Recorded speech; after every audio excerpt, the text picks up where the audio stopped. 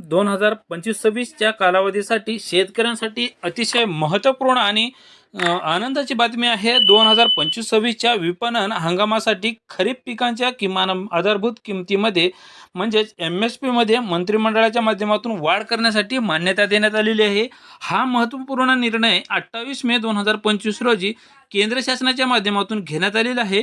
पंतप्रधान नरेंद्र मोदी यांच्या अध्यक्षतेखाली झालेल्या आर्थिक व्यवहार विषयक मंत्रिमंडळाच्या बैठकीमध्ये केंद्र शासनाच्या माध्यमातून महत्त्वपूर्ण बैठक पार पडली आणि 2025-26च्या विपणन हंगामासाठी खरीप पिकांच्या 14 वाणासाठी किमान आधारभूत किमतीमध्ये वाढ करण्यासाठी केंद्र शासनाच्या माध्यमातून मान्यता देण्यात आलेली आहे।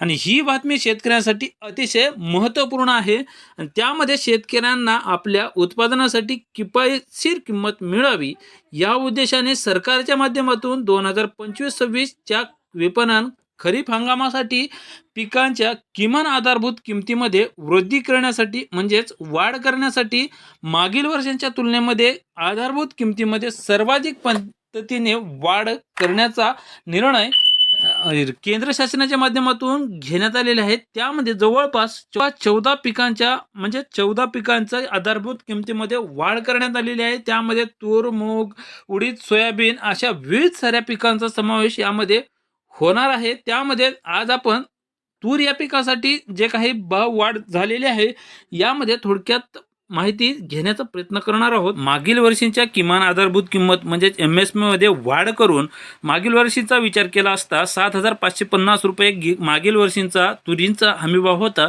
मात्र यामध्ये 450 रुपयांची वाढ करून आता यावर्षी 2025-26 या खरीप हंगामासाठी तुरींचा हमीभाव हा 8,000 रुपये प्रमाणे खरेदी करणार अशा पद्धतीची माहिती आणि अशा पद्धतीचा निर्णय केंद्र शासनाच्या माध्यमातून नरेंद्र मोदी यांच्या अध्यक्षतेखाली झालेल्या बैठकीच्या माध्यमातून घेण्यात आलेला आहे।